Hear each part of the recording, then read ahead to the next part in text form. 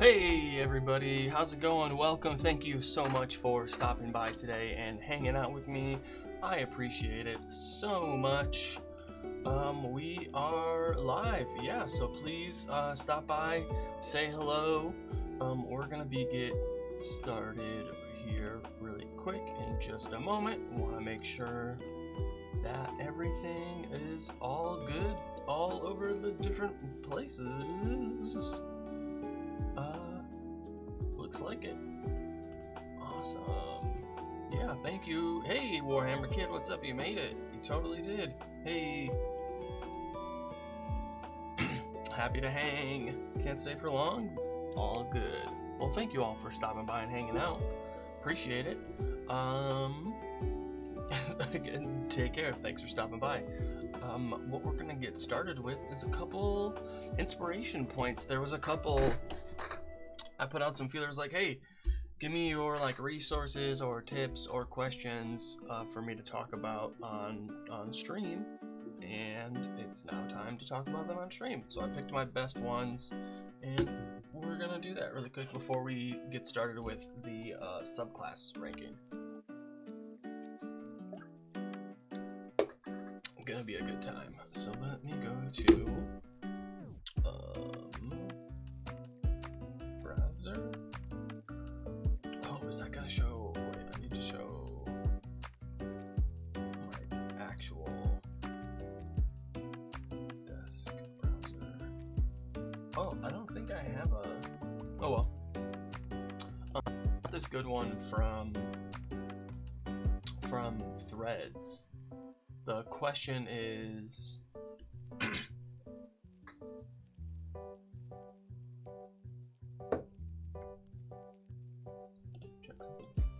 okay, cool, all good. Please let me know if the music is too quiet, too loud, or anything, or if my voice is too loud or too quiet. Please let me know so I can adjust it. All right. So the question from Threads, Jack says, how do you deal with a party that has both underpowered and min-max players? That's a good question, but we did get some good answers from Arctic Fox. Says you gotta give fights alternate win conditions. The bad guys don't necessarily die, but they get stunned, and you have to do certain things to stun them, like get them in a certain position and activate things. A bunch of different ways to just, 0 HP isn't the goal. You could have things for the min-max player to fight, like give them big, strong, dumb guys to fight, and then other smaller enemies for the underpowered PCs to handle. And then what you can do is, those that are min-maxed, you can use their min stats to affect them. Attack that, a fighter with low intelligence, give it psychic effects and intellect devours. Rogue that's all dexterity and charisma, strength saves to get stuck in place or con saves to be slowed down. Grapple the wizard, silence the bard. That's a really good technique too. So just being more creative in your fights, not having kill all the bad guys be the goal for the combat. There are some alternate objectives listed in the Dungeon Master Guide, for example. And then also just have from time to time basic fights, because you gotta have regular fights and big boss battles and everywhere in between, and it's good to go back and forth between them, because sometimes you just want to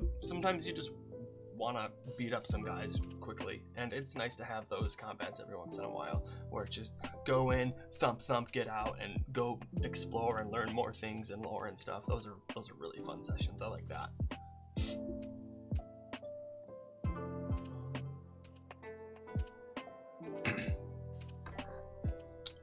Let's see. So yeah, that was a good one. Thank you so much, Jack and Arctic Fox over on Threads.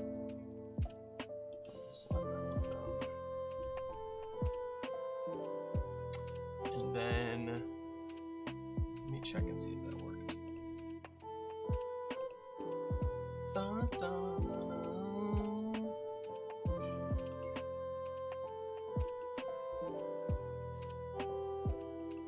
Oh, looks like it did. Cool. And then, I don't know if you guys can't see this, but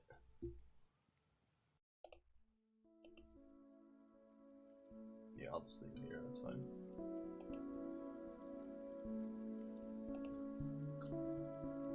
I know you guys aren't really gonna believe this, but I got some really good tips from Facebook. I really need to, how can I show this? Oh, I guess, do I have it? Do I still have it?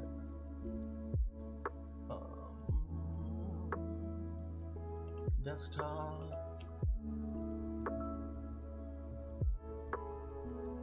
Let me find it. It was so good, I had to screenshot it. I was like, whoa. I was not expecting all of this. Here we go. Just for a minute, because I need to show this to people. It's great. I'm gonna put it over here too. Oh man.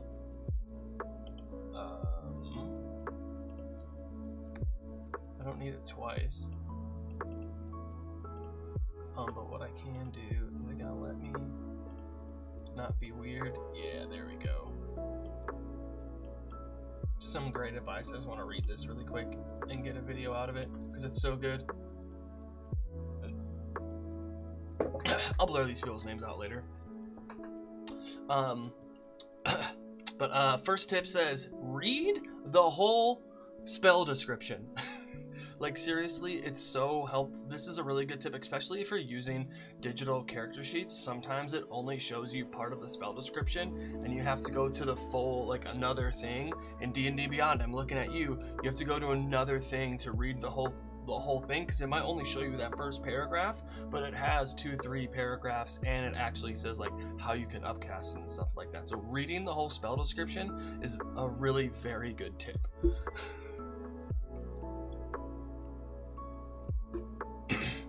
Like it's a really good tip. So true. Read the whole thing.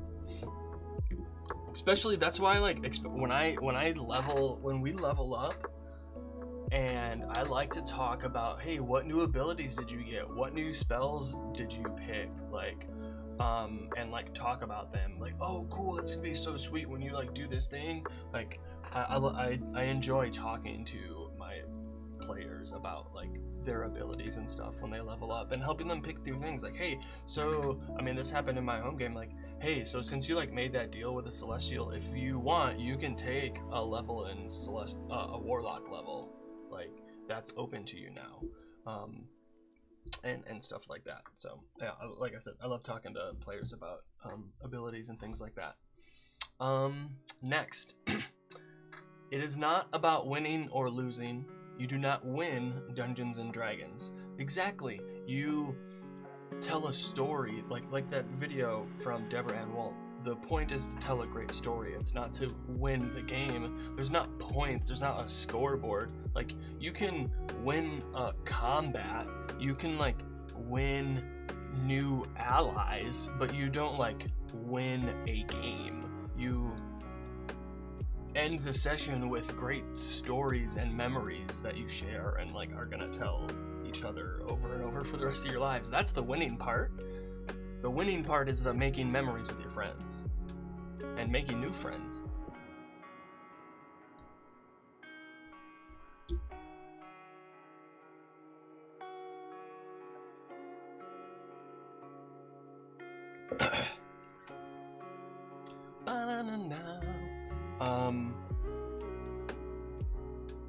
Natural ones are as cool and exciting as natural 20s.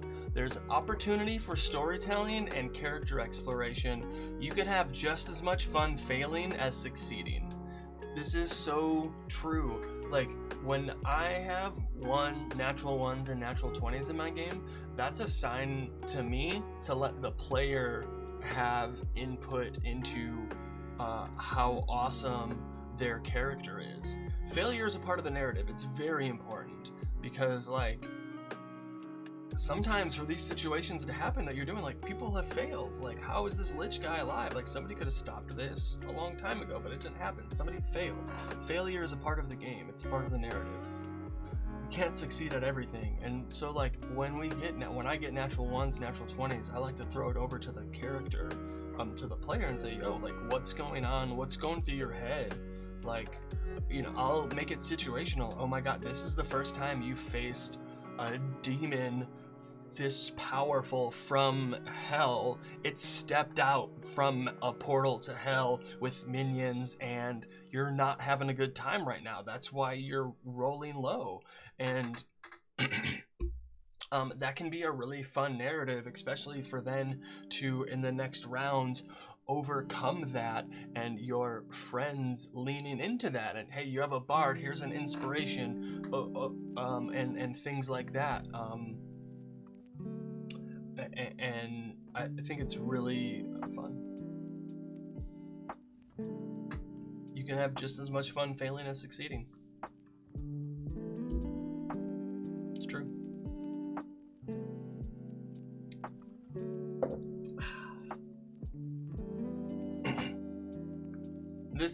This last one is one of my favorites. It is not about the sheet. It is what the sheet represents. The skills, ability scores, numbers are just the way you express your character's life before we find them. You need to find the why. Why is your character going on an adventure with these other people? You don't need a lot of that information. 1, 2, 3, 4, 5 sentences is enough. 3 pages is good also, but just a want and a need of your character to leave what they know and is comfortable into the unknown. I mean, it's the classic hero's journey, but like having a why other than I want to play D&D is very helpful. But also the sheet is an imperfect like copy. It's an imperfect version of your character. It's like it's your character's translation into the rules of D&D, because you can do so many things. Your character sheet is not a bunch of buttons to push. It is, if I want to do a mechanical thing, this is the numbers that I use, and it's also like tracking my equipment and loot and stuff. Yeah, so the sheet, like I said, is a very like imperfect translation of your character to the rules and mechanics of D&D. Personally, investigation and stuff like that should be hidden from players. Cuts meta and makes players act because they don't know they rolled a 2 or a 19. I've played it both ways, and I don't see a difference that much really in like roles like that.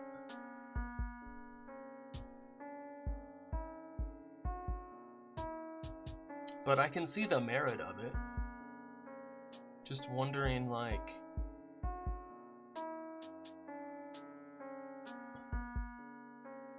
because my thing is like you to play the game you have to metagame. Yeah, so you can like, okay, like here's the thing. We're already doing that in other parts of the game all the time. You can't trust your player to be able to separate that information? Because like, you have to metagame to play the game. Because like, to know your stats and what your spells are, and to know that your fireball is going to be this area of effect, so I'm going to position it in different ways. Like, and it's totally flavor, and there's a bunch of different ways to do it. But it's just like, I guess it's a cognitive load that I don't want to take on. You know? And I guess I could try it a few times and see how that is, and see how it works. But like, I like having my dice rolls out in the open and stuff like that. Yeah, exactly. I'm trying to like think it through and like thinking both sides of it, because I do see the merits of like the player not having all the same information. Hey, Born Tuesday, thank you so much for the follow. Stars for you. You're awesome. Thank you so much. I can see the merits of wanting to keep those that information like I guess it is a couple, it's a couple different styles of play, like you said, whereas like you want the player and the character to have the same information, whereas maybe you don't always want the player and the character to have the same information. And both styles are equally valid, and I think that I do a lot of how do I put it? I think I do a little bit both, because like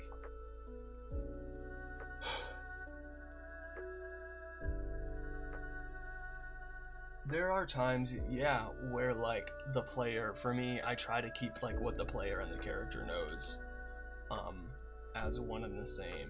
It's not necessarily all the time, but it is definitely something that I do. Like I may start like descriptions in a certain way, and then like later on, after we have played a little bit, then like reveal like a more picture of it, so that you can kind of like, so that I can like describe something in a new and unique way and like perspective, and you can like make your own version of it, and then show you some artwork and like make a more solid picture in your head, I guess, if that makes sense. Yeah, I'm gonna have to think about that, some of the roles like that. So like it could be like investigation, it could be like I feel like a lot of them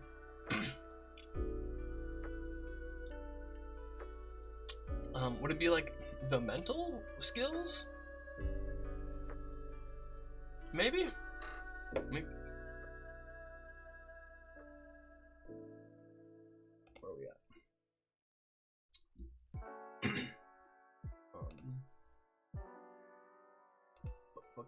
Book.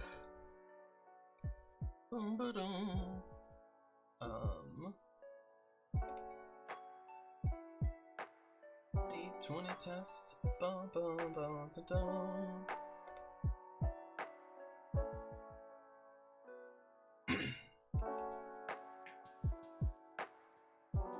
Saving. It doesn't go over skills? That's weird. Yeah, I want to know if X is lying. Insight, you roll a 2. I'm positive they're telling the truth when he's lying, but if I know I rolled a 2, well,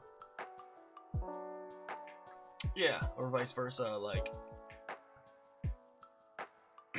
yeah, it's like, it's definitely like a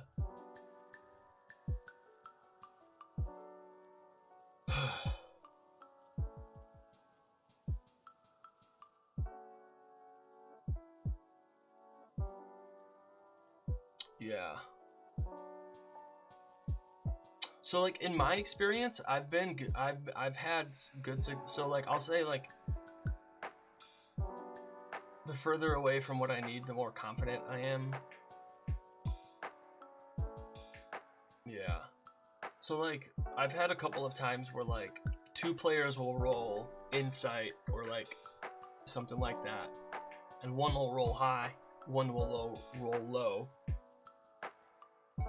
and I've had good luck with them, like giving them different bits of information and then having them hash it out. Even death saving throws, hiding the result from other players. Yeah, I do that too. So I like to ask, hey, do you want to hide this from everybody? Do you want to like roll behind my screen so only both of us know, or you want me to roll? I do like to. It's totally like it is always player dependent too. So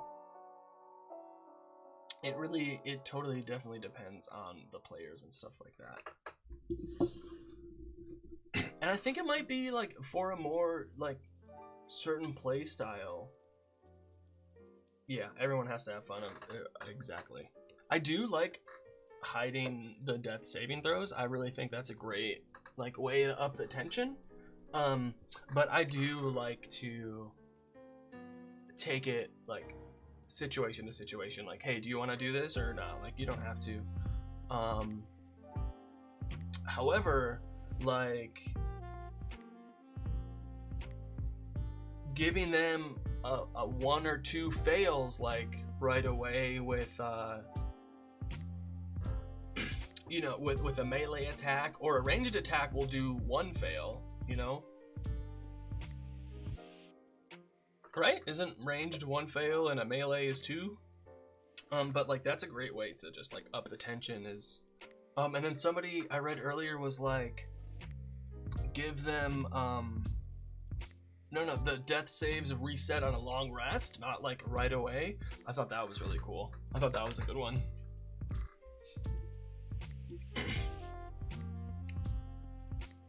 All right, back to yeah, I like that too. But I'm not gonna do that for our beginner campaign. We'll just do the regular rules. However, I will be ruthless and tactical. That's not my monsters know what they're doing. Oh, speaking of, the monsters know what they're doing. One of the best websites. If you don't use it, you totally should. It is the best. How did I just it's so good. You can just go to the website and any like monster you want. Ooh, is the I just use a Aranea. I don't think it's in yet because it just came out. Yeah, no. Like you can just go null, whatever. Null's Revisited. He's gonna have. There's multiple things on nulls. It's great. It's the best. Keep it basic for brand new players. I love that website. The book too. Yeah, it's so good. He's got multiple books. Like, great stuff. I met him very briefly at a con once. It was super cool.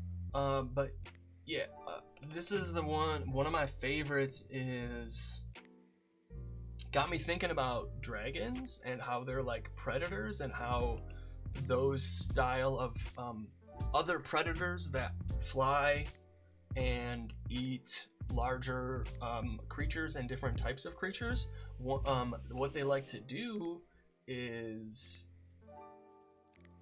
they will this is one of my favorite tactics for dragons. So what you do is you use the breath weapon to separate the group, and then you pick like the weakest one, grapple, fly up, and then and drop.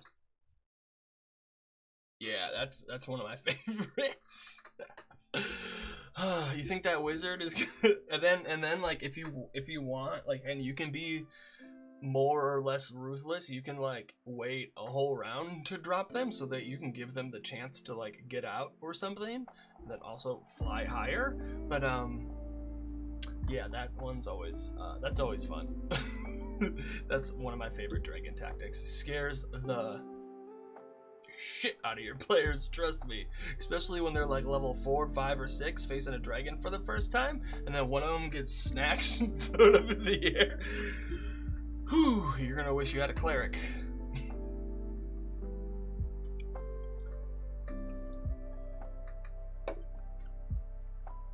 So good. Alright, now what we're actually coming to do, so we're ranking the subclasses. I have wonderful dialogue for Venom Fang. Nice.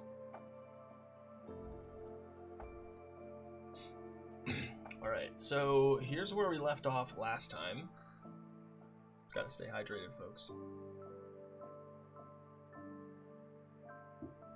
Here's where we left off last time. And now we're gonna start with paladins. Yeah, I feel like I'm pretty happy with these. Yeah. Alright, cool. We're just doing, but we're only doing the subclasses though, right?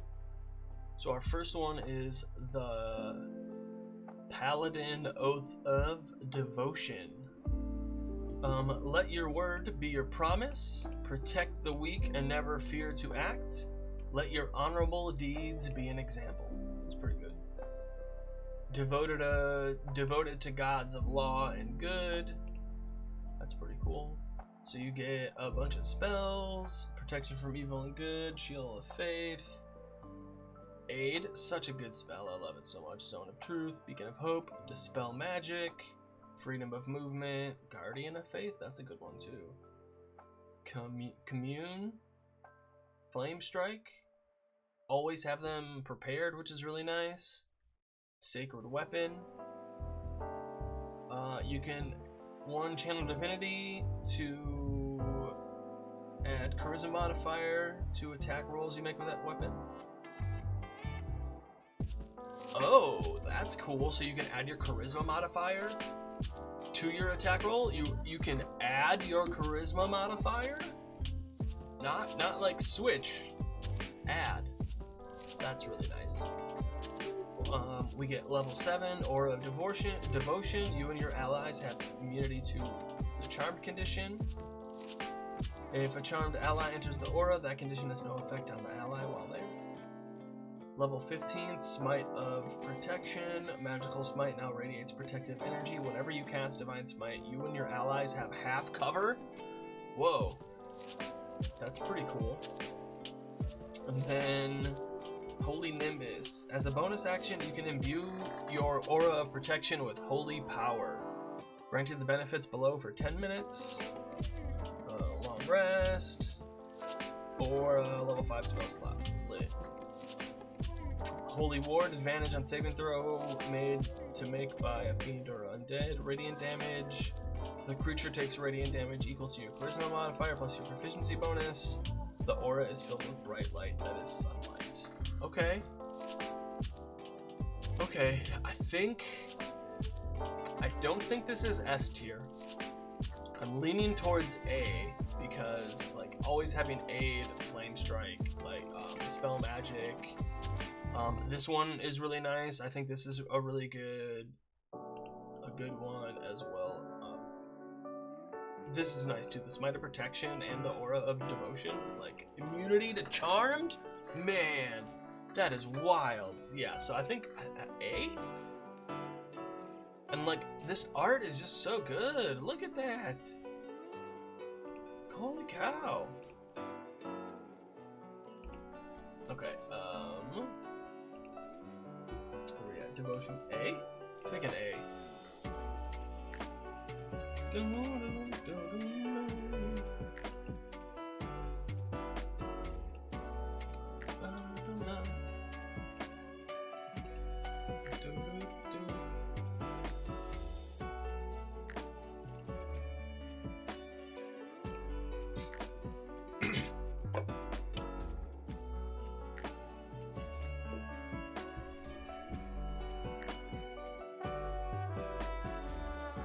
One second.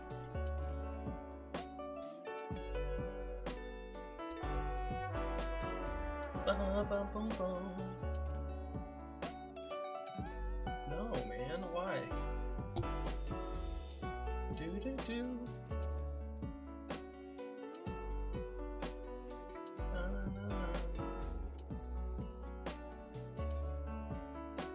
Okay.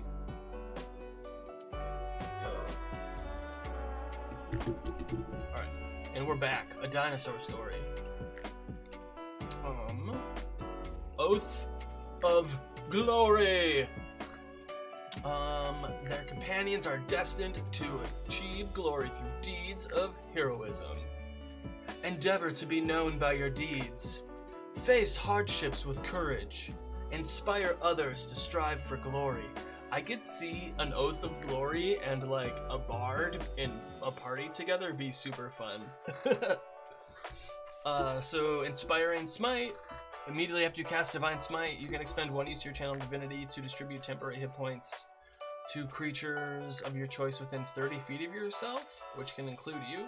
The total number of temporary hit points equals 2d8 plus your paladin level, divided among the chosen creatures however you like. Okay, that's interesting. That's okay. That's okay. More spells. Guiding Bolt. What is Heroism? Immune to Frightened. And temporary hit points at the start of each of the turn. That's cool. I like that. Enhance ability. Magic weapon.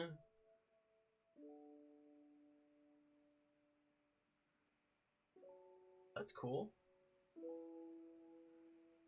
It lasts for an hour. Haste. Ooh, protection from energy. Compulsion. Freedom of movement. Legend lore. Yolanda's regal presence. Whoa. Okay. I'm really 10-foot emanation for a minute. All right then. Why do they all get freedom of movement? That's pretty cool though. Peerless action athlete.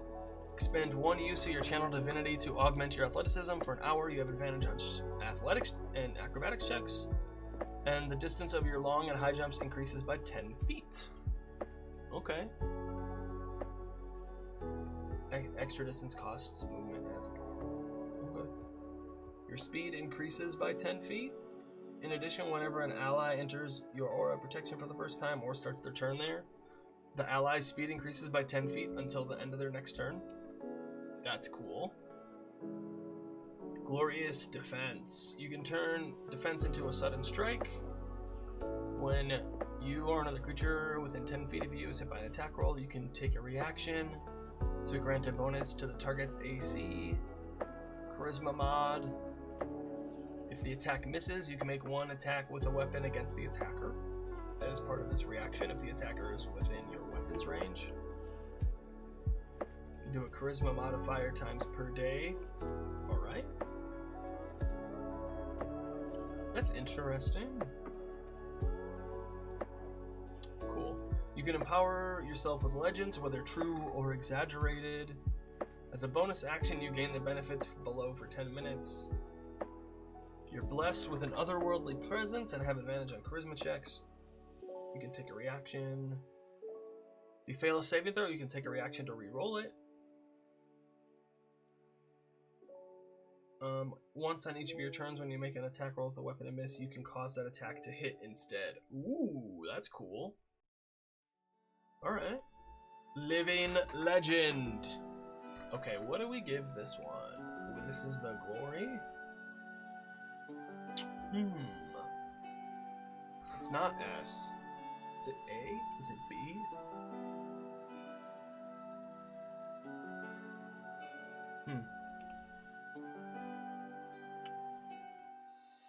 How does it compare to the Devotion Paladin Elements book? Yeah, this is pretty cool. Yeah, I'm gonna give it an A. Ancients ballad, no glory ballad. There we go. So many. Boom, boom, boom, boom. There we go. That's better.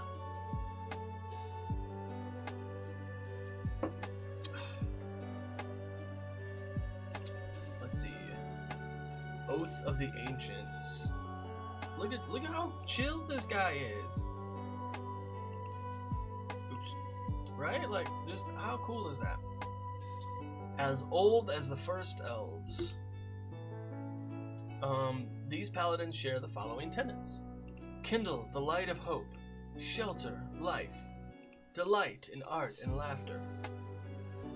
So we have Nature's Wrath. You can use a channel divinity to conjure spectral vines. Each creature of your choice you can see within 15 feet of yourself. Be restrained for a minute. Okay. Strength saving throw. As a magic action. Okay, so it will be your spell save DC. And then you get Ensnaring Strike. I mean, isn't that essentially what this is? Speak with animals. Ooh, Misty Step. Moonbeam. Plant Growth. Ice Storm. Ooh. Aura of Warding. Ancient magic lies so heavily upon you that it forms an eldritch ward. Blunting energy from beyond the material plane. You and your allies have a resistance to necrotic, psychic, and radiant damage while in your aura of protection. What? When you were reduced to 0 hit points, you drop to 1 hit point instead, and you regain a number of hit points equal to 3 times your paladin level. Once per long rest. Additionally, you can't be aged magically and you cease visibly aging. What? Elder Champion. Diminished Defiance. Enemies in the aura have disadvantage on saving throws against your spells and channel divinity options. At the start of each of your turns, you regain 10 hit points. Whenever you cast a spell that has a casting time and action, you can cast it using a bonus action instead. Yeah, this is S tier for sure. I want to play an Oath of the Ancients Paladin so hard right now. What? That is sick. Whoa, even just getting to level 7, like, is great. Getting in Misty Step, Moonbeam, Speak with Animals, and Searing Strike. Sounds great. That sounds lovely. Ooh, an Oath of the Ancients Paladin? Yes, please. Ooh, this would be so good for, like, you know, this would be Oath of the Ancients Paladin in the Fandelver and below. That would be a really good build.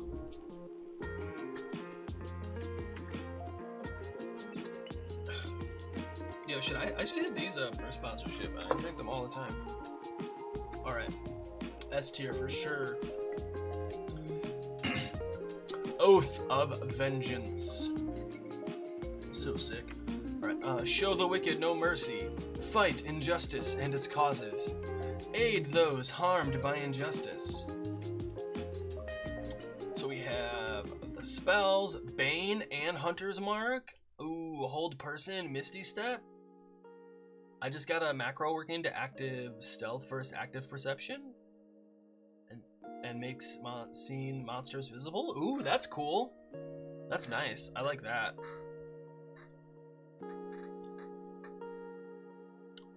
Yeah, I figured it was in Foundry. I understood.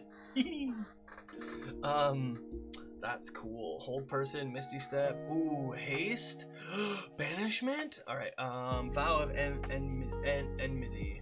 When you take the attack action, you can expend one use of your channel divinity against a creature within 30 feet of yourself. You have advantage on attack rolls against the creature for 1 minute or until you use this feature again.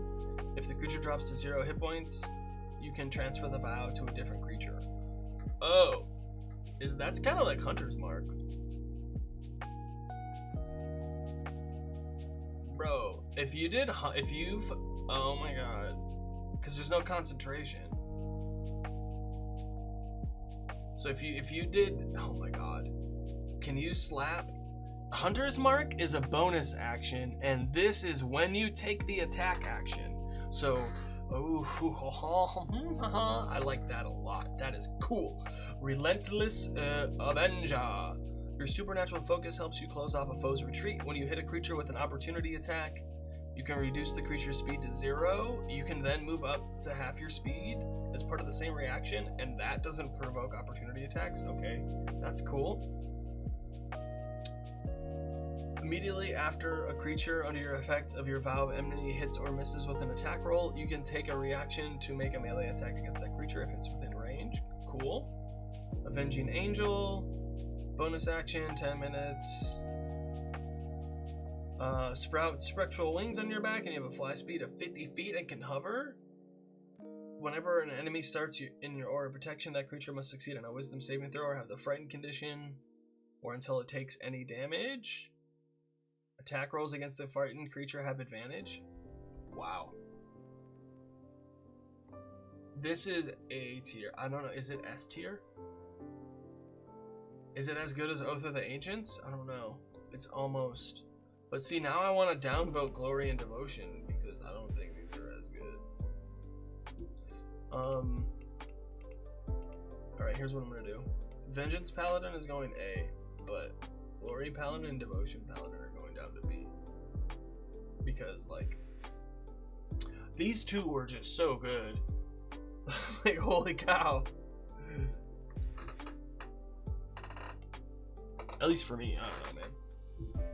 I don't know about you.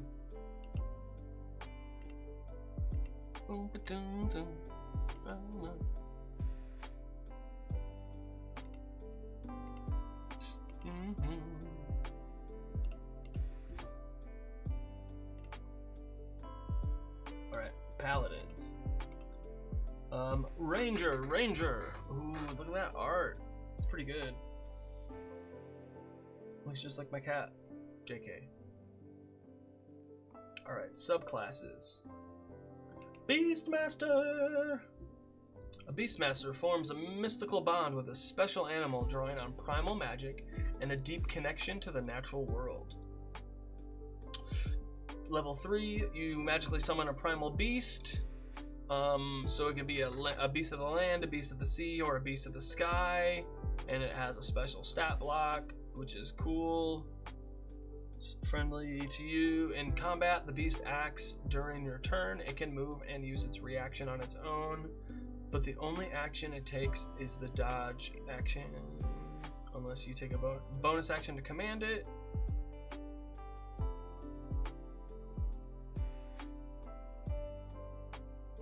And then you could also use your attack to do it. Restoring or replacing the beast. If the beast is dead within the last hour, you can take a magic action to touch it and expend a spell slot. Returns to life after 1 minute with all its hit points restored. Whenever you finish a long rest, you can summon a different primal beast which appears. Okay. And then so it does it. Your proficiency bonus. Yeah, so as you get better, your beast gets better as well, which is nice. Okay. Doesn't provoke opportunity attacks. That's cool. Beast of the sky. But what's nice is it seems that you can like choose different ones. All right. Exceptional training. When you take a bonus action to command your primal companion to take an action, you can also command it to take dodge, disengage. Dash, disengage, dodge, or help using its bonus action. In addition, whenever it hits with an attack roll and deals damage, you can choose force damage or its normal damage type. Okay. Bestial Fury. The beast can strike twice. The first time each turn it hits a creature under your Hunter's Mark spell, the beast deals extra force damage equal to the bonus damage of that spell. Hey! That's cool. Alright. Share spells. When you cast a spell targeting yourself, you can also affect your primal companion. Oh, that's so cute. Okay. I think this is a B. Because I think it's cool, but it does give the player like some extra tracking of that creature to do that I know not. I mean, I guess you do that with spells and stuff too. I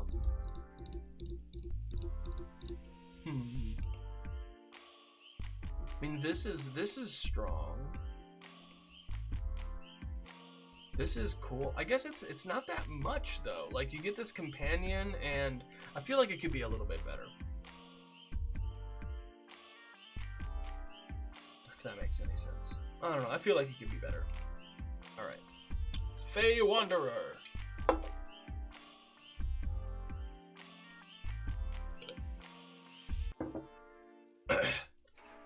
See, there's more stuff here. Like, oh my god. A Fey mystique surrounds you. Okay, dreadful strikes. You can augment your weapon strikes with mind scarring magic. When you hit a creature with a weapon, you can deal an extra 1d4 psychic damage. Only once per turn. Extra damage equals a 1d6 when you get level 11. You get extra spells. Charm Person, Misty Step, Summon Fey, Dimension Door, Mislead, cool.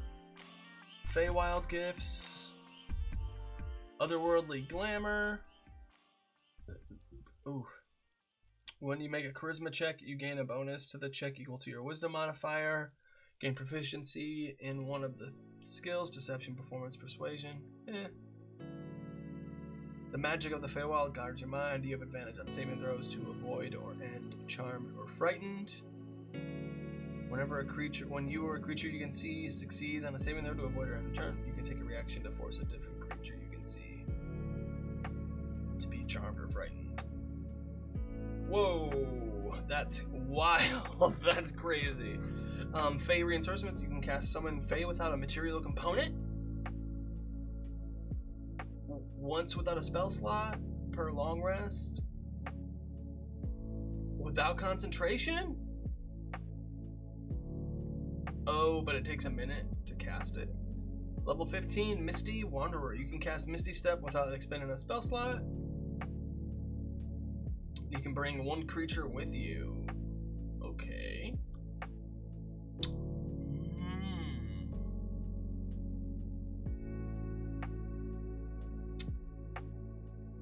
Extra damage.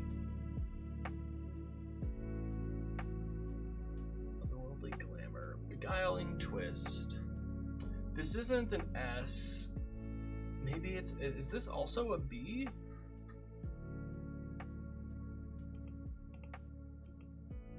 I think so. This is Fey Wanderer. I think this is also a B. Alright, Gloomstalker. Gloomstalkers are at home in the darkest places. Wimnots, hey, what's good? It's so good to have you, Wimnots. What's going on? How are you doing? It's so good to see you. I finished it.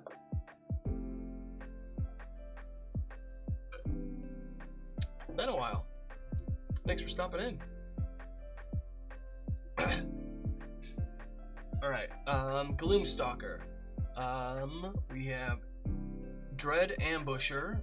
The start of your first turn of each combat, you get speed increases by 10 feet. Ooh. You can deal an extra 2d6 psychic damage once per turn, equal to your wisdom modifier. When you roll initiative, you can add your wisdom modifier. That's fuego.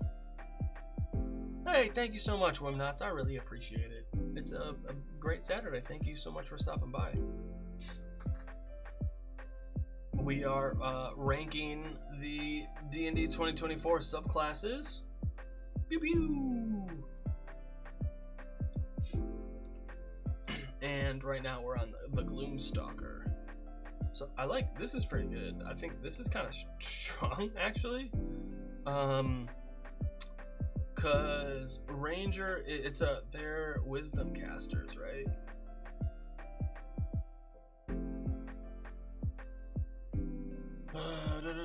Yep, it's wisdom, yeah. So disguise self, rope trick, fear, greater invisibility. These feel weak. I like Gloomstalker, yeah. These feel kind of weak. I feel like these could be better. Umbral Sight, if you already have dark vision, increases by 60 feet. While entirely in darkness, you have the invisible condition. To any creature that relies on dark vision to see you in that darkness. That's so cool. Iron Mind, you have honed your ability to resist mind-altering powers. You gain proficiency in wisdom saving throws. If you already have it, you can do intelligence or charisma, your choice. Ooh. Stalker's Fury. Psychic damage of your Dreadful Strike becomes 2d8. In addition, when you use Dreadful Strike, effect of your Dread Ambusher feature, Sudden Strike, you can make another attack with the same weapon. The target and each creature within 10 feet of it must make a wisdom saving throw against your spell save, or they be frightened. When a creature shadowy dodge, you can take reaction to impose disadvantage. You can then teleport? Whoa! Okay. Oh, I don't know. Is this wild? I'm not sure I like this one either. I mean, don't like it. It's more like...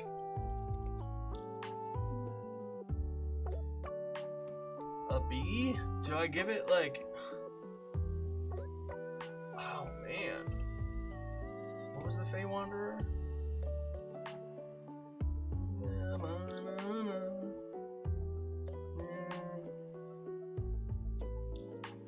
Alright, Hunter. Let's see how this goes. You stalk prey in the wilds. You can call on the forces of nature to reveal certain strengths and weaknesses of your prey. While a creature is marked by your hunter's mark, you know whether that creature has any immunities, resistances, or vulnerabilities.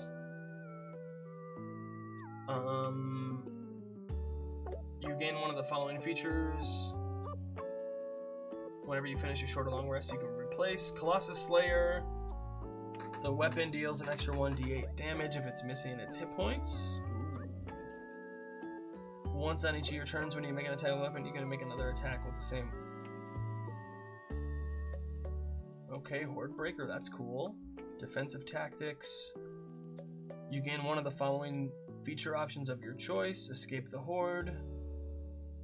Multi-attack defense. When a creature hits you with an attack roll, that creature has disadvantage in all other attack rolls against you this turn. Okay, Superior Hunter's Prey. You can also deal that spell's extra damage to a different creature. Alright. Superior Hunter's Defense. When you take damage, you can take a reaction to give yourself resistance to that damage and any other damage of the same type until the end of the current turn. This is weak as fuck. Holy cow. That's a C. This is... I'd like... See, the thing is, like, we need better... I think I like the Ranger class, but these subclasses are just feel kind of weak when compared to the other classes. Like, I might have to play one myself, but I don't know. Cause like, I guess, I don't know, I just can't say that any of these are an A. They just weren't that. Like, and I'm only thinking of the subclass. I'm not trying to, like, not saying the whole thing. Ugh. It's tough. It's so tough. It's so tough. I don't know.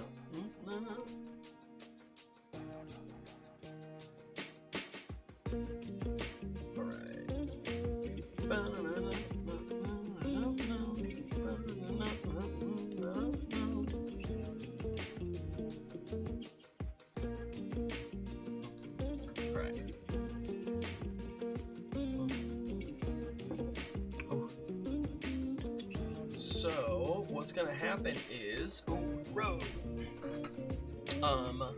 Ads are gonna start in like a minute or two, and I don't want to keep going until I just want to get through that first before we keep going. You see the little dog? Little dog. Also, how cool are these background images? These are the scenes from Jaipuku. This is what they're calling vistas now. They have vistas. So this is like a starter village, and then what you can do is a bunch of their maps are like, essentially they put a bunch of their maps all together in one giant like thing. It's like vista scene thing. It's pretty cool. So like there's like 10 or 15 maps that like coincide with all of these different places in here. It's pretty cool. It's a pretty smart idea. I'm really it's kind of sick.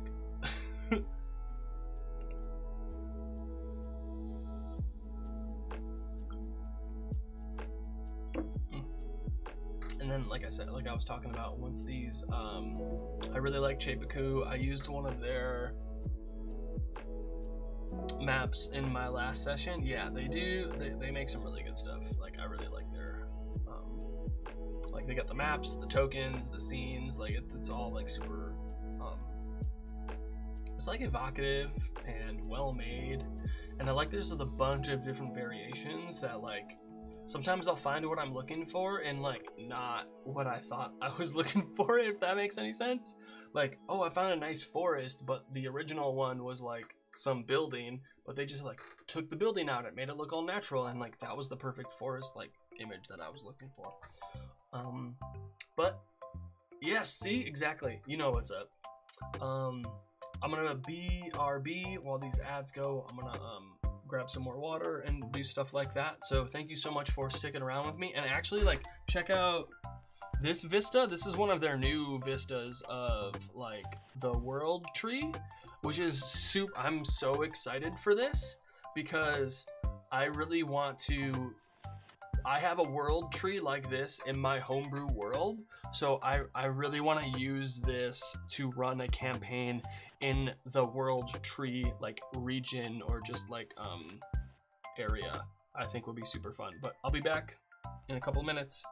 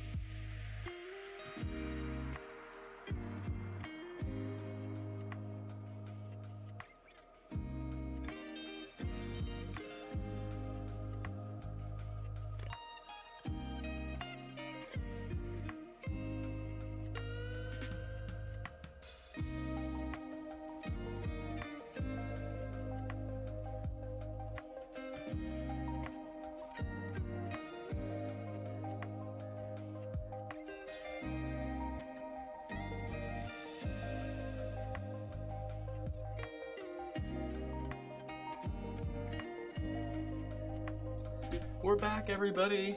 Thank you so much for sticking around and hanging out. We're talking some D&D. We're talking some D&D. Talking some D&D. Stop on by, cause we're talking some D&D. Oh yeah, we're talking some D&D. Ciao.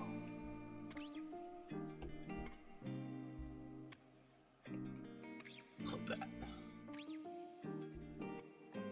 Clip that too. All right.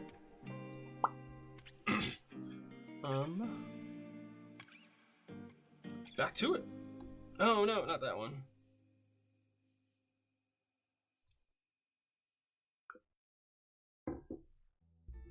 Cool. I wanna thank you, everybody. Shine your light on me. Bum, ba-dum, dum, bum, bum. All right. One more. Oh my god, come on.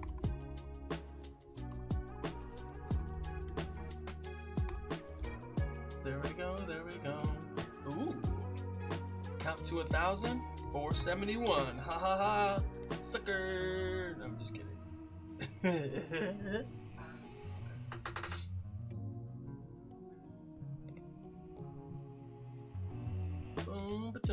I'm so excited. Wow. Oh my god, everywhere. Okay, so what's cool is today, starting today, it's the first one. It's so cool.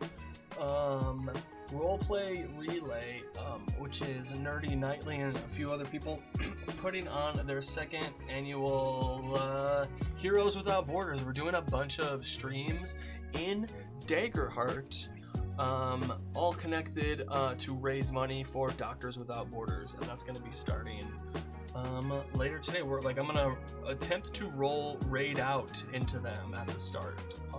So thanks for joining. Yahoo! I did.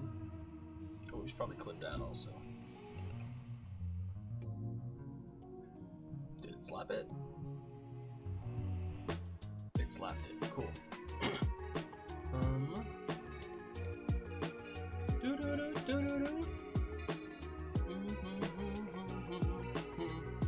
I don't know why. Oh well. Okay, rogue subclasses. Rogues are fun. Alright, arcane trickster. We all know these arcane tricksters. I'm not muted, am I? Okay, cool. Spellcasting, mage hand, and 2 other cantrips.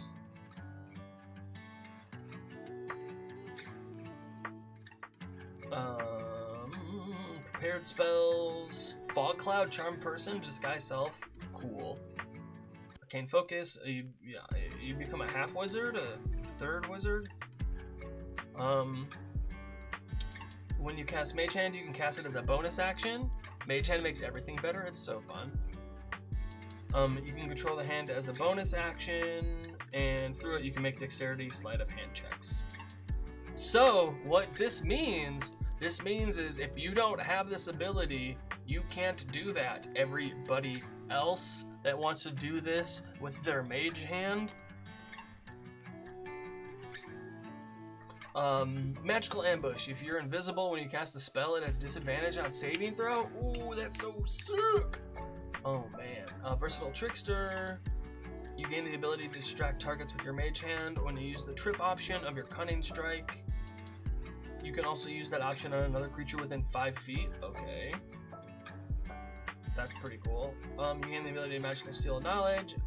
When a creature casts a spell that targets you or includes you in an area of effect, you can make a reaction. Take a reaction to force the creature to make an intelligence saving throw. On a failed save, you negate the spell's effect against you and you steal the knowledge of the spell if it's at least level 1 and of a level you can cast. For the next 8 hours, you have the spell prepared.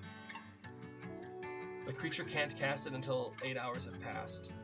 Whoa, that's sick. Okay. This is definitely A tier. Is this S tier?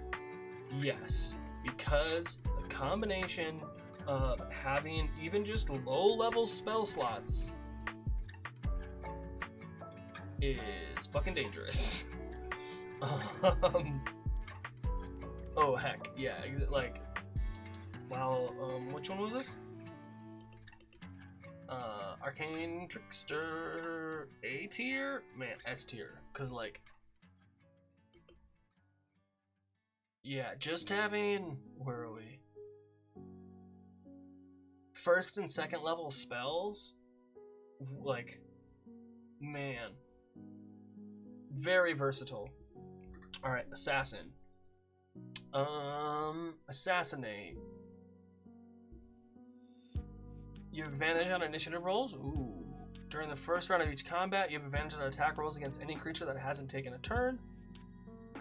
If your sneak attack hits, the target takes extra damage of the weapon's type equal to your rogue level. Okay. Disguise kit and poisoner's kit. You can mimic another person's speech, handwriting, or both. Your speed isn't reduced to 0 by using steady aim. When you use the poison option of your cunning strike, the target also takes 2d6 poison damage whenever it fails the saving throw. Death strike when you hit with your sneak attack in the first round of combat. Con saving throw, or the attack's damage is doubled. Ooh. Wow. Okay. I think compared to Arcane Trickster, I don't know if it's A, because these are kind of weak. I think this is a very beginner-friendly class. I'm gonna give this one a B. Lots of B's, I know. But that's what you gotta do. They B's in the trap. You know what I'm saying? Maybe you don't.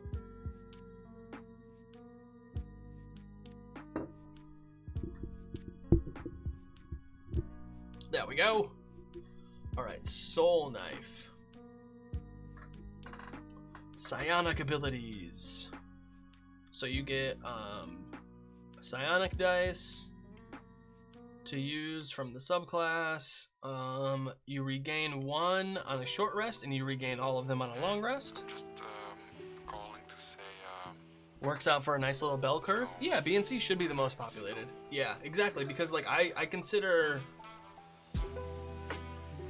this to be kind of like, yeah, B is like average. C, I would say C might be like average.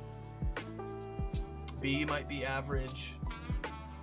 Or just like good, like, you know, yeah. But like these are definitely like fun. To me, this is all to me. Alright, back to Psionic. Soul Knife. If you fail an ability check with which you have proficiency, you can roll an energy die and add that to the check. Expended only if the roll succeeds. I like that. Can establish telepathic communication. C is low average, B is average average, A is high average, and S is OP. Yeah, pretty much. Psychic Whispers, telepathic communication. Creatures equal to your proficiency bonus. For a number of hours equal to the number rolled, you can speak telepathically back and forth. But you have to be within a mile of each other. The first time you use this power, you don't expend the psionic energy die. So you can do this a few times a day, but you do it once for free. That's cool. Psychic Blades. You can manifest a psychic blade in your free hand. The magic blade is the following traits. You can use this property. It doesn't count against them. Whoa, that's nice. Ability modifier. Blade vanishes immediately. Oh, because you can also throw it, yeah.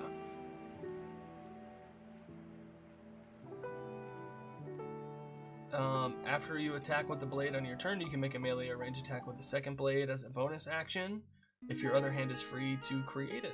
The damage die on this bonus attack is a 1d4 instead of 1d6. Okay, that makes sense. If you make an attack roll with your psychic blade and miss, you can roll a psionic energy die to add to the attack roll to cause it to hit. Psionic teleportation as a bonus action. Spend an energy die, roll it, and throw the blade. Then you teleport to that space. Okay. Psychic Veil. You can weave a veil of psychic static to mask yourself. You gain the invisible condition for an hour. Once per long rest. Or expend a psionic energy die. Rend Mind. You can sweep your psychic blades through a creature's mind. When you deal sneak attack, you can stun them. Oh. Okay. Wow. Alright, I think this is strong. I think this is an A. Is this S tier? But wait. I can use my sneak attack stuff with these psychic blades. Man, that's strong. I kind of like this. Psychic Veil. No, I don't. It's an A tier for sure, but it's not S tier. It's not S tier. Feel like, do these need to I think one of these rangers might need to be downgraded. I don't know. All right, Thief. A mix of burglar, treasure hunter, and explorer. You're the epitome of an adventurer. Alright, bonus action, you can sleight of hand to pick a lock or disarm a trap. Or you can utilize or magic action to use a magic. Okay. Second story of work, climb speed equal to your speed. Jump distance using your dexterity rather than your strength. Okay. You gain the following cunning strike action. You have the hide actions invisible condition. This attack, if you have the hide actions invisible condition, this attack doesn't end that condition on you if you end the turn behind 3/4 cover or total cover. Okay. Use magic device. You've learned how to maximize. You can attune up to 4 magic items at once. Whenever you use a magic item property that expends charges, roll a d6. On a 6, you use the property without expending the charges. That's cool. Scrolls, you can use any spell scroll using intelligence.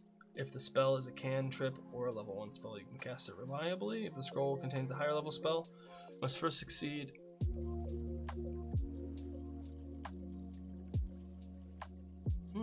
You can only do scrolls on your spell list. That's might be a homebrew rule for me then, if I let people use spell scrolls. On a successful check, you cast the spell. On a fail, the scroll disintegrates. Whoa. Thief's reflexes, you're adept at laying ambushes. You can take 2 turns during the first round of any combat. You take your first turn at your normal initiative and your second turn at your initiative minus 10. Whoa. This is a A or a B? B. It's not as good as Soul Knife. Like, for sure, for sure. There we go. Sorcerer! Man, this art is so good.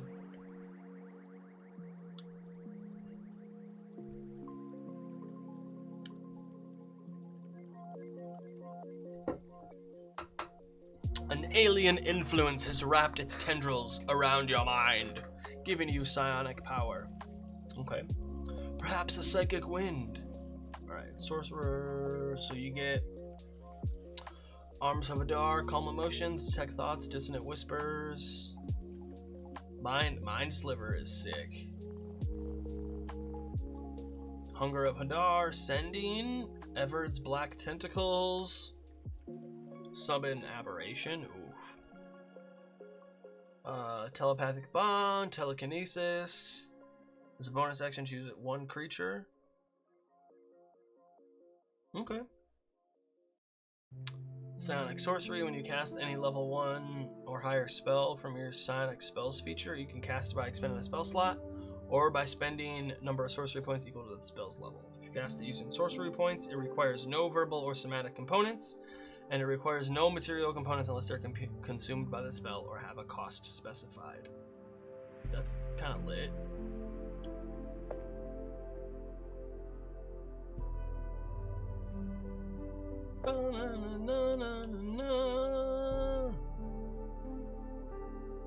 Okay. Level 14 or level 6. Resistance to psychic damage, advantage on saving throws to avoid or end charmed or frightened. That's good. Spend 1 sorcery point or more. Oh, you can gain all aquatic adaptation. Glistening flight. See the invisible. Worm-like movement. Oof. Warping implosion. You can unleash a space warping anomaly. Teleport to an unoccupied space you can see within 120 feet. Whoa. 3d10 force damage? Okay. Once per long rest or 5 sorcery points to restore it. Okay.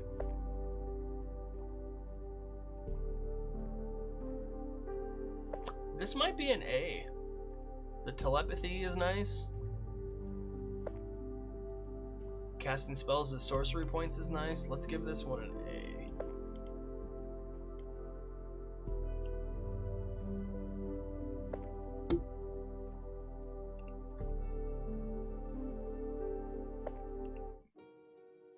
Song was too chill. That song was too chill. Alright. Next. Clockwork Sorcery. The cosmic force of order has suffused you with magic. Perhaps an ancestor took part in the Great Modron March. Alright, so we get aid, alarm, lesser restoration, protection from evil and good, dispel magic, protection from energy. These are just nice ones. Greater restoration. Ooh. Restore balance. Your connection to the plane of absolute order allows you to equalize chaotic moments. When a creature you can see within 60 feet of yourself is going to roll with advantage or disadvantage, you can take a reaction. Whoa! To stop the roll from being with advantage or disadvantage. That's pretty good. Equal to your charisma modifier. Alright, alright. Bastion of Law. You can tap into the grand equation. Jesper, hey, sitting on the bus? Thanks. Thanks for stopping on by. You can tap into the grand equation of existence to imbue a creature with a shimmering shield. 1 to 5 sorcery points. Okay, when the warded creature takes damage, it can expend a number of those dice, roll them, and reduce the damage taken. Okay, and it lasts until a long rest. That's nice. Trance of Order. As a bonus action, you can trance. Attack rolls against you can't benefit from advantage, and whenever you make a d20 test, you can treat a roll a 9 or lower as a 10. Can't use it again until a long rest, or 5 sorcery points. You momentarily summon spirits to expunge disorder around you. The spirits, blah blah blah. Once you use this action, you can't use it again until you finish a long rest. The spirits restore up to 100 hit points.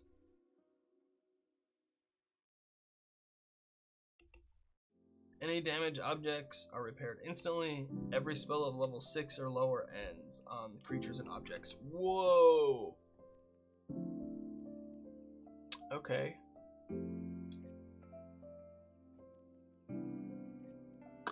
I think this is B. Yeah, I think it's a B.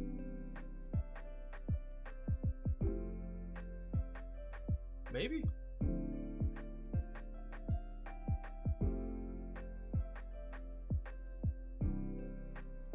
I don't know. This. I'll put it at B for now. All right, Draconic Sorcery.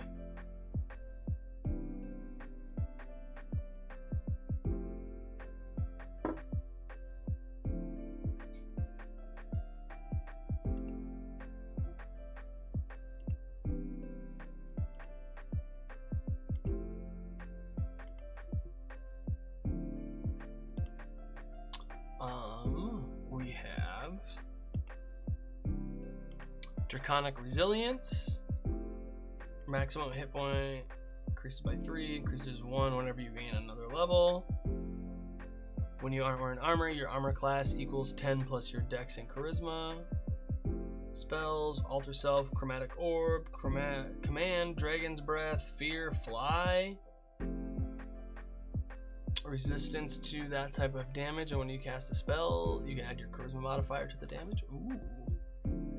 Dragon Wings. Long Rest. Cast Summon Dragon without a material component. Whoa.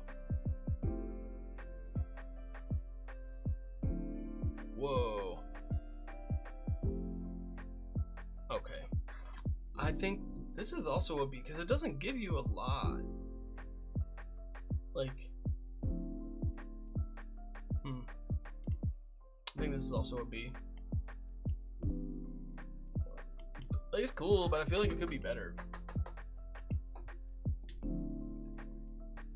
Like, the wings you don't get until level 14. Like, come on. Alright, Wild Magic Sorcery. I love this. Wild Magic Surge. On a 20. Rolling, boom. If the magical effect is a spell, you can't use meta magic on it. And give yourself advantage on a d20 test. Once you do, you must cast a sorcerer spell with a spell slot or finish a long rest before you can do it again. If you do cast a sorcerer spell with a spell slot before you finish a long rest, you automatically roll on the Wild Magic Surge table.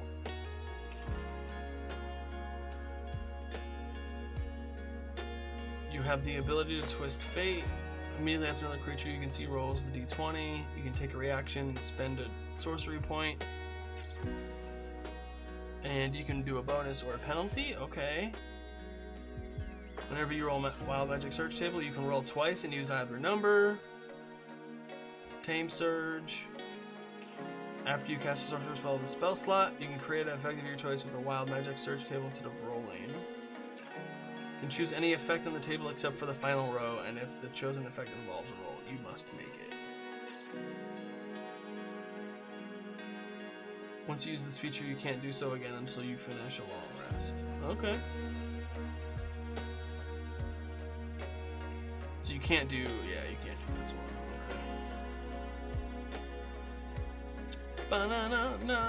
Okay, Wild Magic Sorcery. I think this is really strong because of the Tides of Chaos, the Bend Luck. I'm gonna get Wild Magic in A. For sure. Warlock! Warlock! Warlock! Getting closer. Warlocks, this is one of my favorite classes by far. Warlock subclasses. Archfey. The Prince of Frost. The Queen of Air and Darkness. Ooh, even a hag? That'd be cool. Alright, Archfey spells. Calm Emotions, Fairy Fire, Misty Step, Phantasmal Force, Sleep, Blink. Blink is good. Plant Growth. Misty Step without a spell slot? Number of times equal to your Charisma modifier?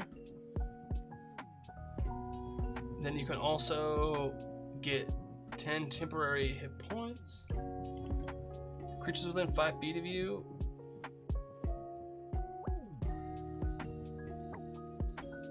Wisdom saving throw or have disadvantage? Okay. Ooh, you have the invisible condition until the start of your next turn? Or until immediately after you make an attack roll, deal damage or cast a spell? Creatures within 5 feet of this space succeed in a wisdom saving throw or take psychic damage? Okay.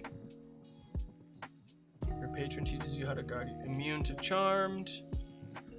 Take a reaction to reduce the damage.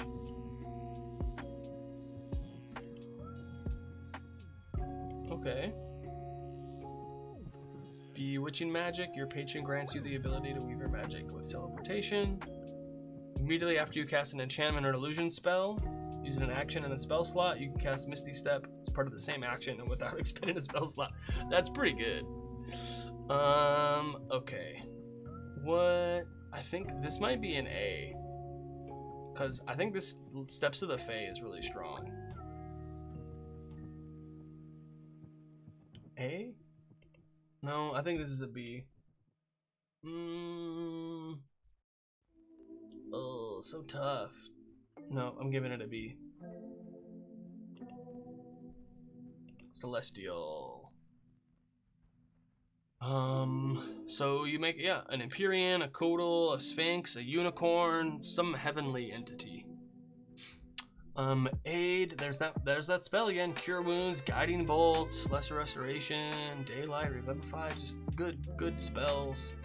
Healing Light is nice. 1+ your Warlock level. That's really good.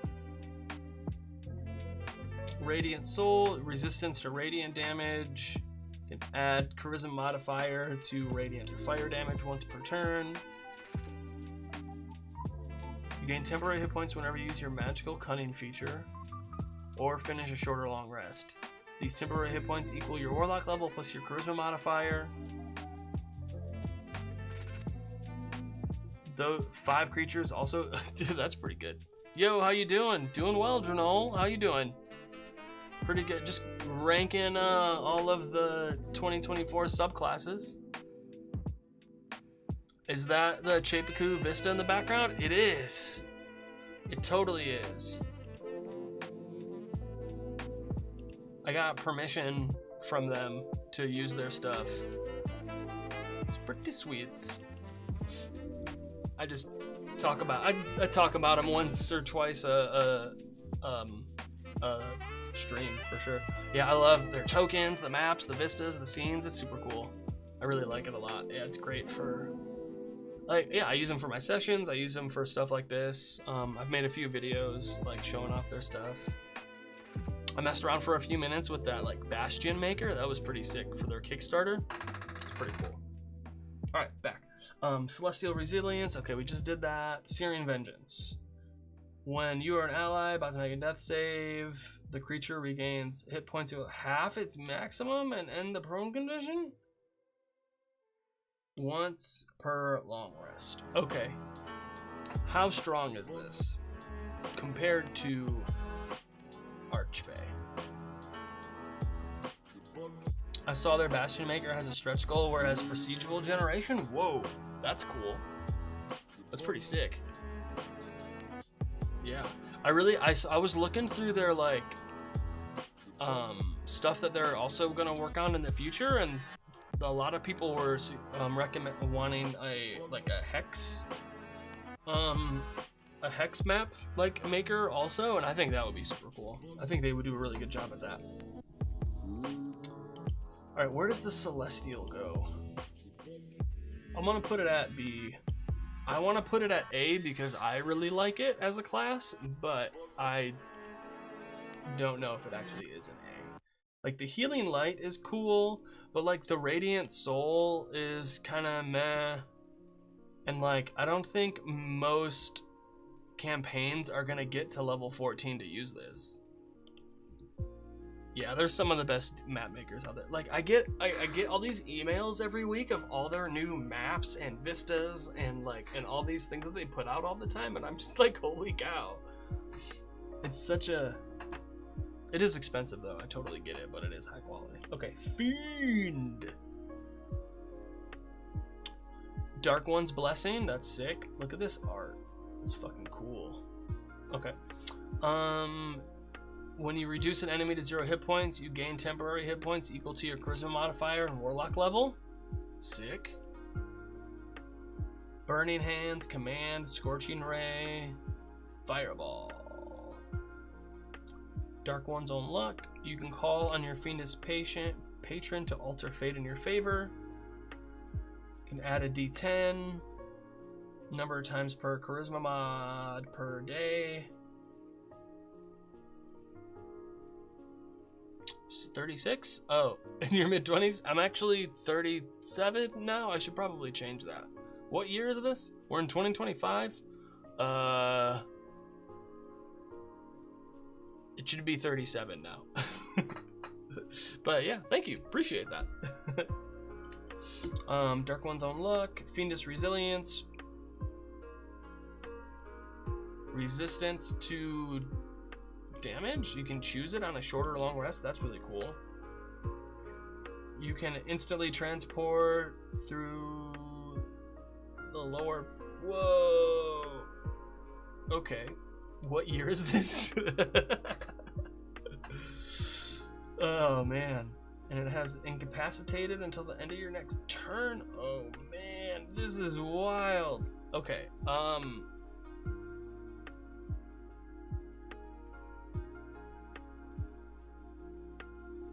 I think this is an A because of all these, the blessings, the spells, like I think this might be A tier.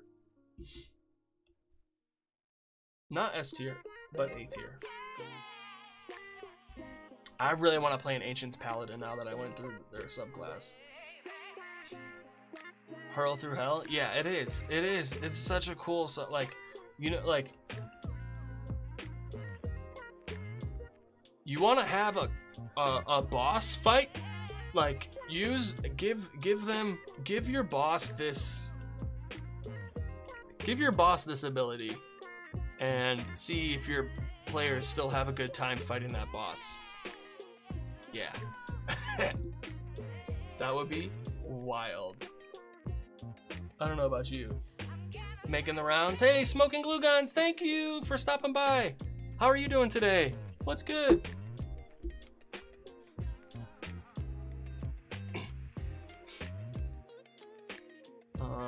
And now, Great Old One.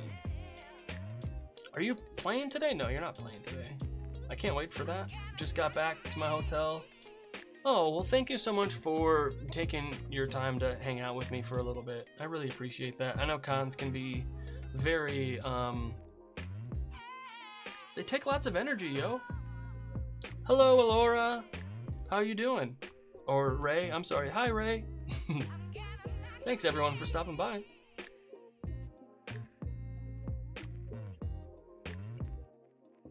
Gotta stay hydrated.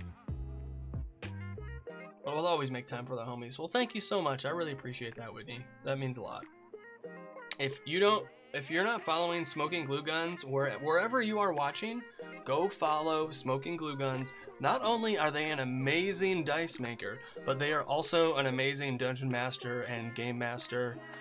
Go check them out. They've been working on such projects like Wild Magic West and Castleton, so definitely go check them out. If you're a dice goblin, you're gonna love their dice, and if you just enjoy D&D, you're gonna love what they do as well. Go check out Smoking Glue Guns. How can I need to... Ray says, I'm new to D&D and super interested, so I followed you. Yay, awesome. Thanks so much for the follow. Today we are going through some of the 2024 D&D subclasses and ranking them. Oh, thanks for the follow on Twitch. I don't make dice. Smoking Glue Guns makes dice.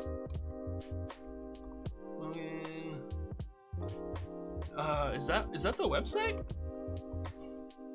It is. Yes. Oh my god, they're so good. Check out the shop. Ooh. Sick. These are all for Vampire the Masquerade. The Koi Pond. Ooh, those are beautiful. These are like handmade, high quality dice. Our links? Yeah. I'll slap it through.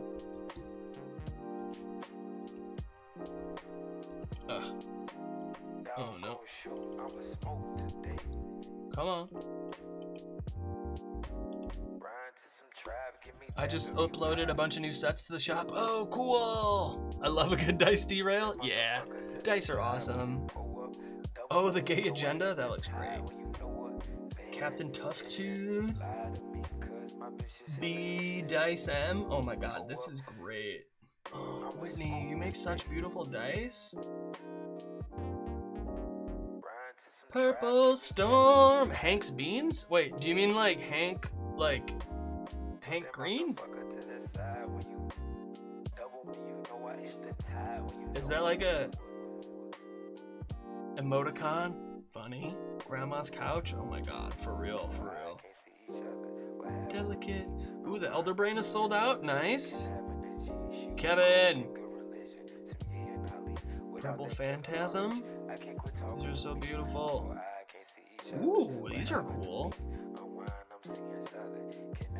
Okay, I gotta get back. We gotta get back to what we were doing. Yeah, please go check out Smoking Glue Guns. They do a bunch of amazing stuff. Focus. I was doing something.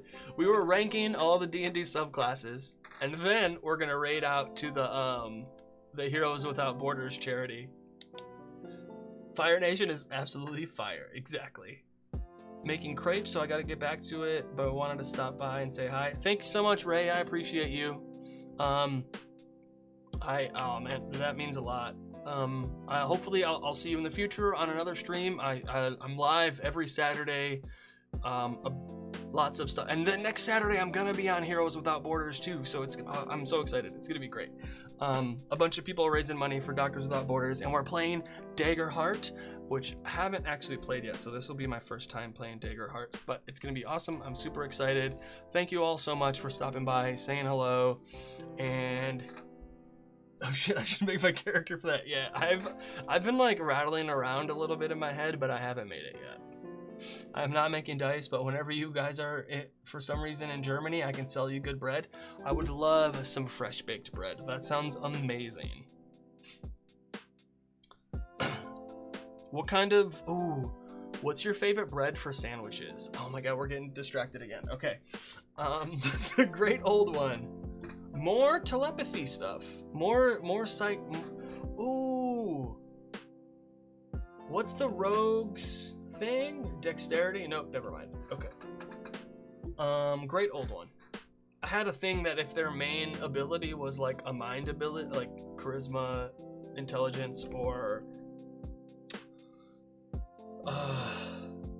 the other one, that they would have a psionic subclass, but I guess not. For sandwiches, American toast that comes from a baker. So like a white bread? Like a standard, like, white bread? Because I would rather, I work 8 hours a week. No, baker sounds cool. Hey, if you bake things, then you're a baker. It doesn't matter if you're a student. White bread, it depends. It's kind of bland. It's funny enough, I go for a Dutch crunch. Like a roll, or a honey wheat. When I was in college, this company had a stone ground wheat, which was really cool because you got some extra like minerals from the stone that they used to grind the wheat for the flour of the bread. Dutch crunch? Yeah. Oh my god, you're in Germany, so you have no idea what I'm talking about. Okay. I don't know what it is, but it's just this thing that it has this crackle on top. I think it might be a San Francisco thing. I'm in the Bay Area. It's by brushing a paste of rice flour, water, sugar, and yeast onto standard bread dough before baking. During baking, the bread expands. Ugh, stupid AI stuff, but that's what it does. Yeah. It has this crunch on top of it. We have like thousands that, yeah. So you probably have a bunch of different versions of that, and then one of these over here got famous and well liked, and now we call it this. You gotta try a butter breeze? All right, I'm Googling this. Oh, what? I love pretzels. Pretzels are my favorite.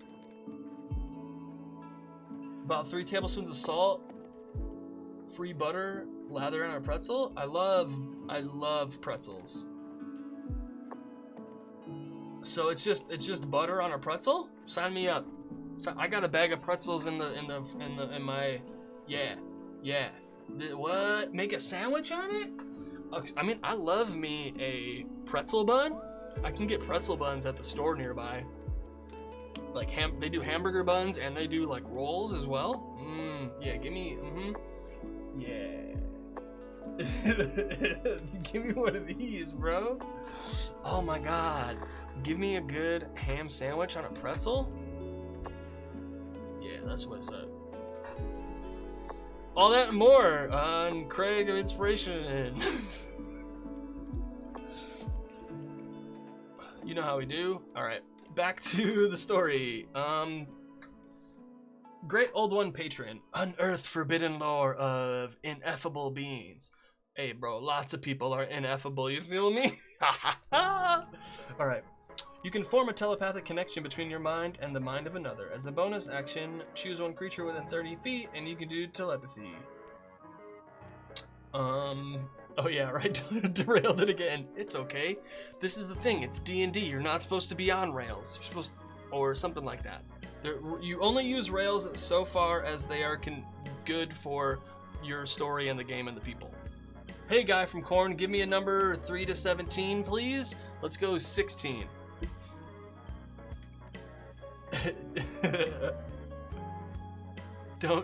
Don't railroad a streamer.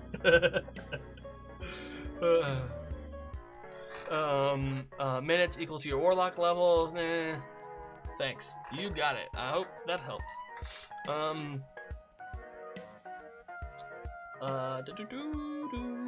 Great Old One spells.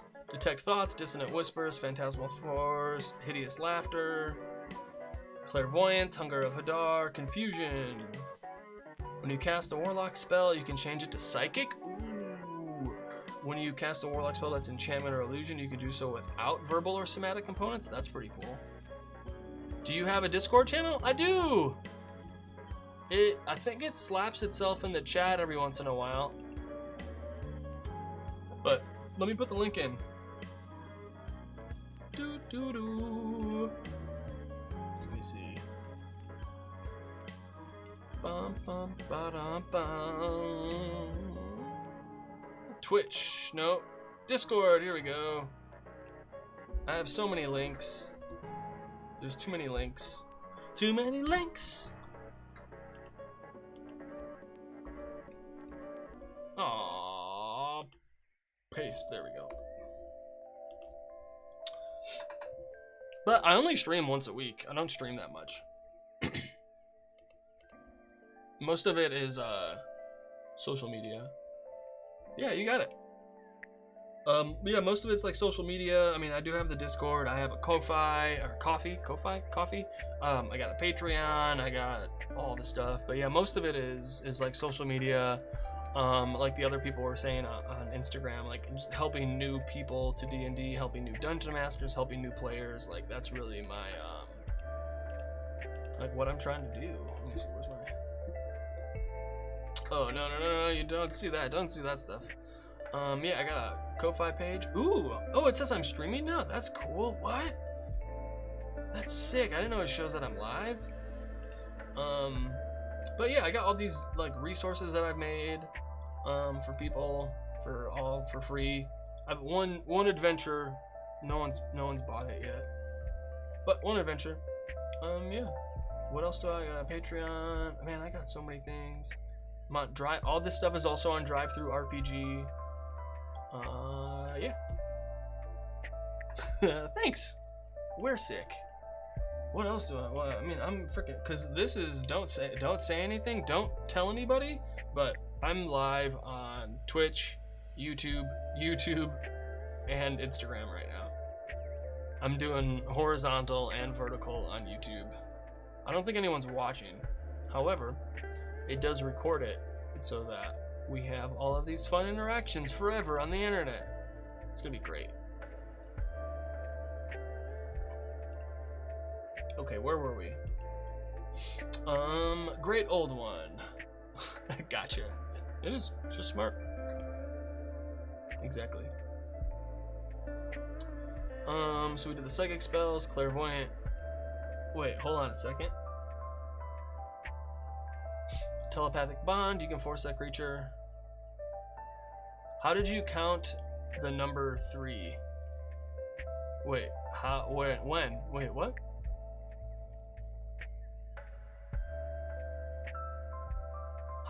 What do you mean?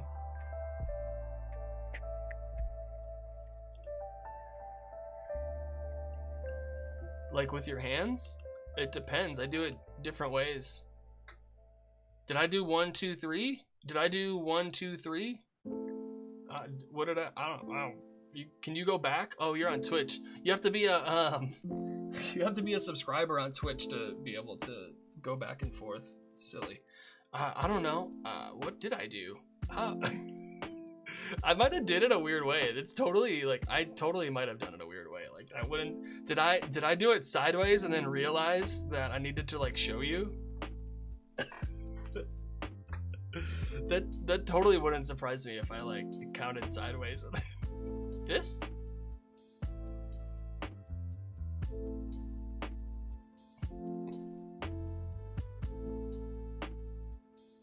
It's the I played guitar for quite some time, so my fingers stretch in other ways. I played guitar for like I mean I still have my guitar. I just don't really play that much anymore. But yeah, okay. All right, back to the We got derailed again. I'm just kidding. When you form a telepathic bond, you can force that creature to make a saving throw.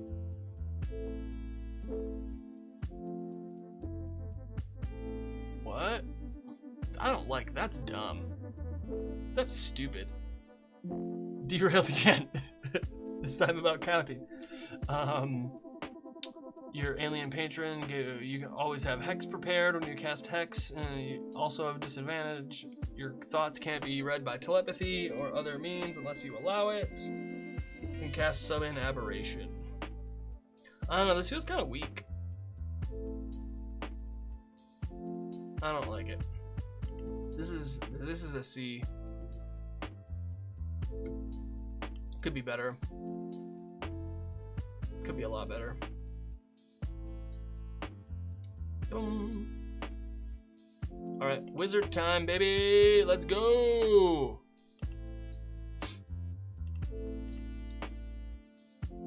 Wizard subclasses. All right. If you're wondering what this is, it's my microphone. I have my microphone hanging over so that it doesn't get in the image and stuff like that. It's great stuff. All right. Wizard subclasses. Abjurer. You get to add 2 abjuration spells for free. So you get to add a bunch of spells for free every level. Whenever you gain access to a new level of spells, you get an extra 1 for free. Okay. Arcane Ward. I'm sorry, I didn't want to derail, but you can make a ward. Hit point maximum equal to twice your wizard level plus your intelligence mod. Whenever you take damage, the ward takes damage instead. If the damage reduces to 0, you take the remaining damage. Whenever you cast an abjuration spell with a spell slot, the ward regains hit points.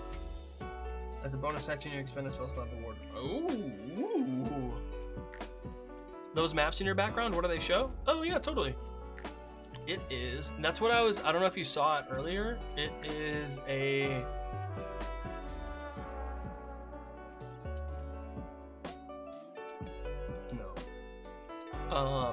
from Chapaku, the map maker Chapaku. They have what are called vistas. They have a few vistas. So these are just like larger scenes of so a bunch of these places in this vista that you can see here are other maps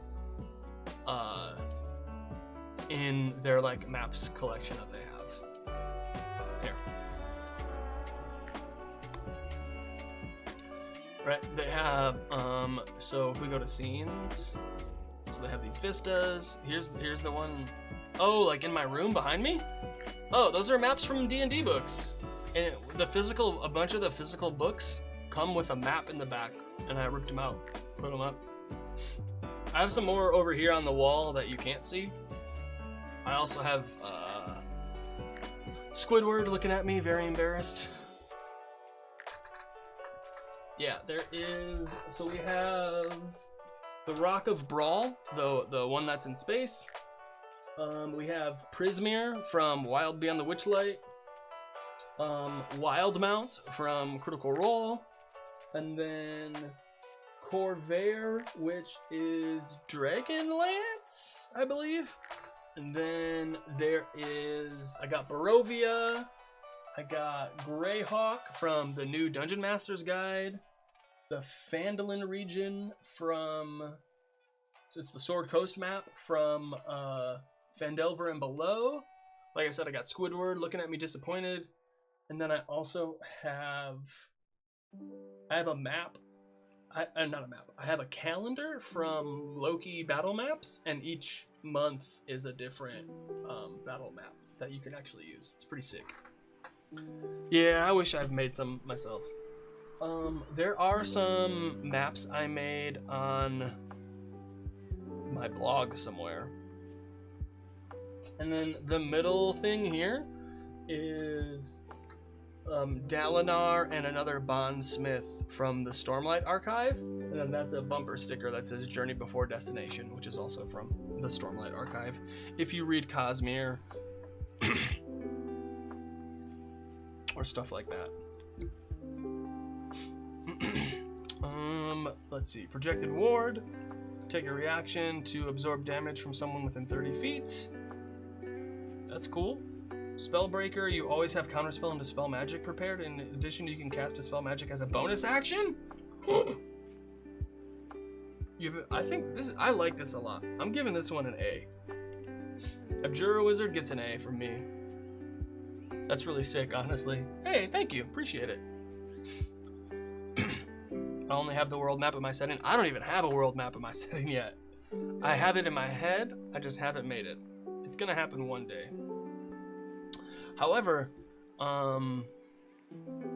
the vista that's so in my world there is a world tree, and Chapekoo just came out. I know I mentioned it already. Chapekoo just came out with a world tree vista, so I'm really excited to maybe do like a campaign using that vista and all the maps that are there. I think it would be super sick.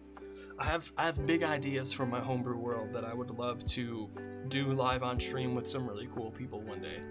One day. Okay, back to, yeah, exactly, the Yggdrasil Vista one. It's so cool. I wanna, like I said, I have a, what happened is like one of the gods, the goddess of nature, what have you, sacrificed her. She was like already dying, so she sacrificed herself, became a world tree, so that it like, I think it like stopped a war, and like, yeah, just like infused her power within like the land and stuff. So there's like, she's called the Root Mother now. So like there's a bunch of places where like her roots permeate through the whole land. So there'll just be places where like a little bit of root pops out, and like those that are really connected with her can like communicate that way. Places with a root showing are like considered lucky, stuff like that. It's pretty cool. Pretty much all of the like peoples in my world are like from other places. It's like a refugee planet, where the only original inhabitants were the giants and like the primordials a long time ago. And so the giants were like the only people for a long time, and so there are a few cities that were made by giants that are now just inhabited by regular humanoids, but everything is built for giants, so it has all these different things. Yeah, it's super fun. It's super fun. There's like a forest in the middle of a desert that is the decayed, like a living spelljammer like crash landed, and over time like died and decayed, and a magical forest grew in its place. Describe my setting with one sentence.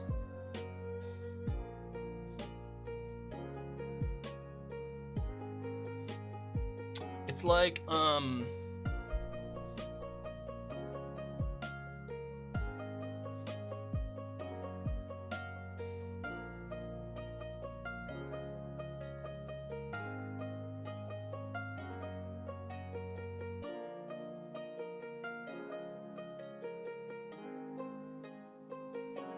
I want to say, it's like, think like Chrono Trigger meets like Exandria.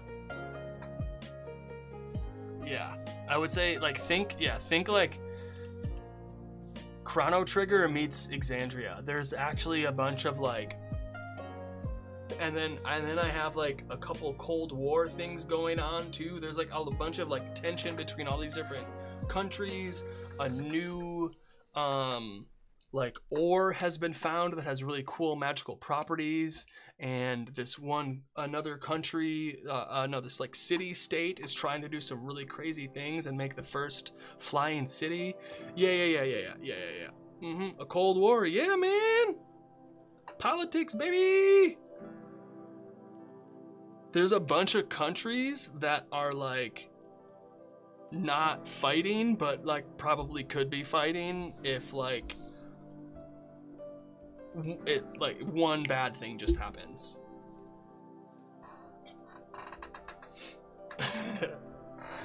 Yeah. Okay. Where were we? All right. We did have your diviner. Divination savant. You get the thing. You get the portent. Wait. When you cast a divination spell, you regain an expended spell slot? Level 10, third eye, you can increase your powers of perception. You choose... Whoa! Greater portent? Alright. This is super powerful. This is also getting an A. Holy cow. That was wild. Let's see. Evoker, we get the Evocation Savant. When you cast a cantrip and you miss, the target takes half damage. I like that. That's good. Sculpt spells.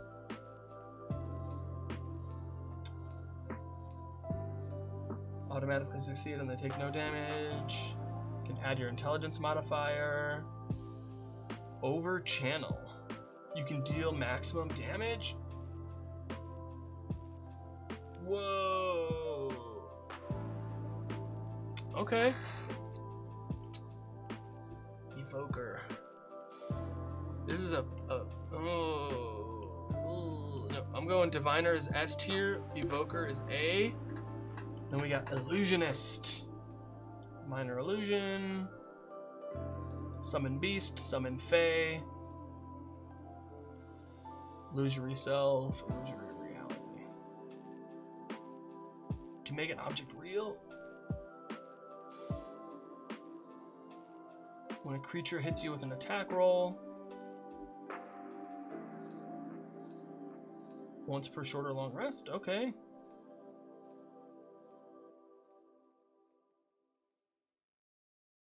You can change it to be an illusion. Okay. Oh, sick. All right. This is a B for me. It's pretty good, but it's not Evoker, Abjurer, Diviner, which are really good. However, this Illusionist Wizard's pretty nice, but in comparison to the other ones. All right, where are we at? Hello. Hey, Feral Moonbeam, you still there? Thank you all so much for stopping by and hanging out. Y'all are awesome. So, what's gonna happen is... Where are we?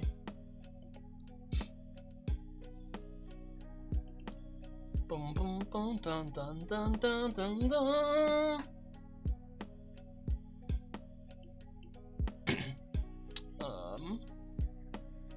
Where? Oh, am I not following? Let me check something once. Give me a minute, please. I'll BRB. Am I not following?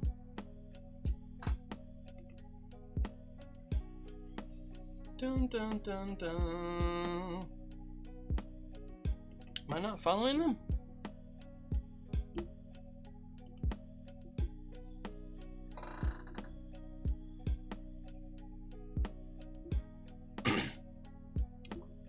Follow. There we go. I was wondering why I'm not following. Cool. Okay, so thank you everybody for stopping by and hanging out today. It's been really fun. I really enjoyed this. What's planned for after the ranking? I am I'm heading out. We're going to raid into the first Daggerheart charity stream. Roleplay Relay is doing a Daggerheart. It's gonna be like how many? 1, 2, 3, 4, 5, 6, 7, 8. There's gonna be 8 games, all in this campaign, all in this one story together. Feral Moonbeam, all in this story together to raise money for Doctors Without Borders. There's a bunch of creators that they did got together and we're gonna tell an awesome story together, and I'm so excited to work with all of these people. Like, this is gonna be super. Some of the people, oh my god, I get to play with some amazing people. I'm so excited. So yeah, that's what's happening. We're gonna raid out to them, and then next week, what am I gonna do next week? Next week I'm gonna be in this. So we'll probably talk Daggerheart next week, cause I'm gonna be playing Daggerheart. So yeah, it's gonna be super fun. Where are we at? Woohoo! So thank you all for stopping by and hanging out with me today. I really appreciate it. It is a great cause. It's such a good cause. We're gonna raid out to them because it's super cool, super excited, and raid channel following. There they are. And also, the first like $5,000 donated is gonna be matched, so it's automatically gonna be doubled. So like, check, like, it's like, gonna be great. Show chat, start raid. Like, no. Darrington Press is involved. Rowan Hall, one of the creators of Daggerheart, is going to be playing today. So it's gonna be great. Lots of people. It's gonna be so many. Yeah. So we're raiding out into them. Thank you all so much for stopping by and hanging out with me today. I really appreciate it. Take my money. I really appreciate it. I'll be back next week, same bat time, same bat channel. Say hi to Frida, the dog. She's there and she's cute. She did a really good job today, being awesome. Thank you so much for stopping by and hanging out today. Good luck with your next session. I believe in you. See you in the future.